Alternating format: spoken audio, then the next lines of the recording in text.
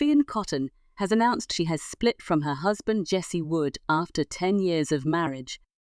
The presenter, 43, took to her Instagram stories on Friday evening to issue the statement and tell fans their priority is on their children.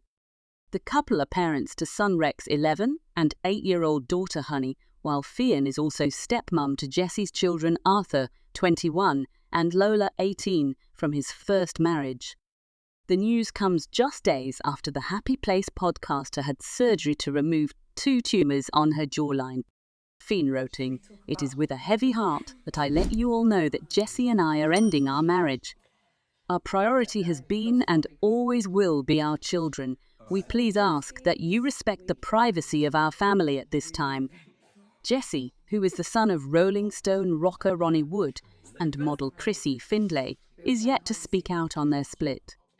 Mail Online has contacted representatives for Fearne and Jesse for comment. Fearne tied the knot with the musician, 48, in 2014 in an intimate London ceremony attended by the likes of Deenies Van Outen, Holly Willoughby, Mick Bustard and Keith Lemon. Ahead of the surgery last week, the presenter gave no indication her marriage lay in tatters. She said, "Hey gang, I'm going to be out of action for a bit due to a surgery. I felt a lump under my ear on my jawline a while ago now, but this year noticed it was growing.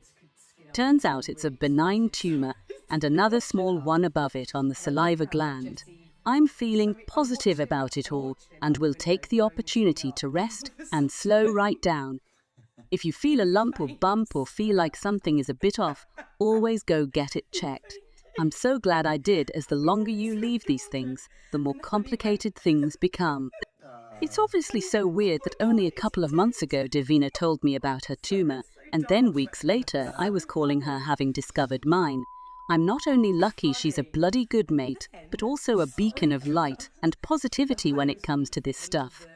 Sending you all loads of love, and I'll see you soon. Operation went really well, recovering and resting. Thanks so much for all the kind messages. In July, Fearne marked their 10-year wedding anniversary on Instagram by re-wearing her wedding dress. Fearne explained they had been inspired by Victoria and David Beckham, who sent the internet wild on Wednesday by marking their own wedding anniversary by slipping into their iconic purple outfits from the reception. India poked fun at the viral snap and wrote, "If it's good enough for the Beckhams, it's our wedding anniversary too, 10 years today, and we are back in our wedding outfits, not purple, and G. James Wood can't locate the shoes."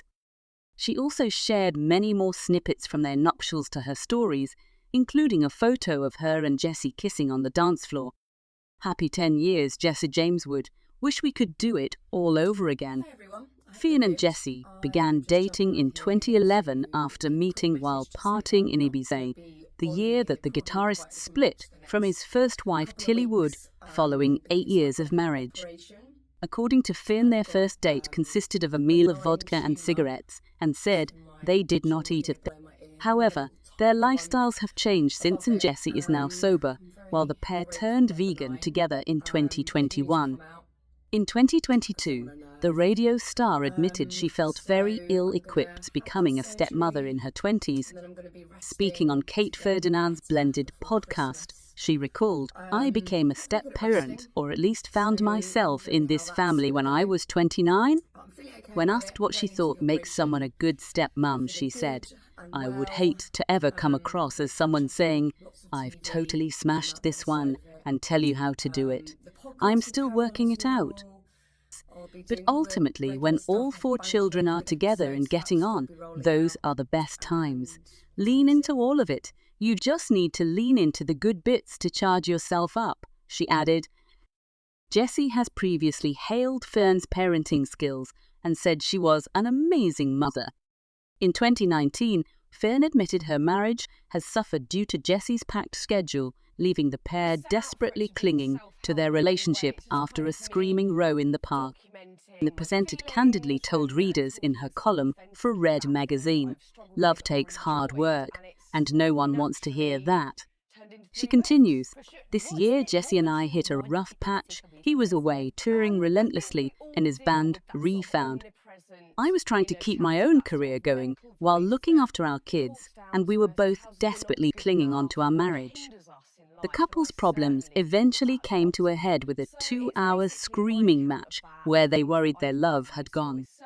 After the lengthy row, which took place in a local park, the pair broke down crying, but the former Top of the Pops host credited her husband's emotional side for them being so honest with each other. She added, "In the midst of this gargantuan row, I think we both wondered where the love had gone and worried that it might not come back." The news of the split comes just 3 days after Jesse's band Reef announced they would be going on tour again in 2025 for their 30th anniversary. They will be touring the country beginning in Nottingham on October 16 and ending on November 8 in London. It also comes after Ffion opened up on her mental health in August of this year, as she admitted that she used to hide in the bathrooms at work when she hosted BBC Radio 1. The TV personality fronted the radio station for a year in 2008 before she moved to present her own weekday show for 6 years until 2015. But it wasn't as plain sailing for Ffion, since the broadcaster used to sneak off to the loo in between songs to overcome panic attacks. Ffion confessed she was massively struggling during her stint on the BBC station, which made her suffer with crippling anxiety. Speaking to the Shift podcast, Ffion shared she felt incapable of speaking to millions of people every day as she discussed her mental health at the time. She said, "I wish it had been different in a way back then, because I had such an excruciating time when I was on Radio 1. I didn't feel I could tell anyone because we didn't know that was a possibility back then, that you could say, 'Look, I am really struggling here and I don't know what to do.' And there's still a long way to go, but I'm so glad that there is at least a crack in the door. I'm so glad that the tides have changed, but back then, I massively struggled in that situation of feeling so incapable of doing my job and talking publicly to millions of people every day while slowly corroding inside. Sometimes I'd sort of get up and go to the toilet while songs were on and just sort of sit there, but I certainly wouldn't tell anyone why or what was going on."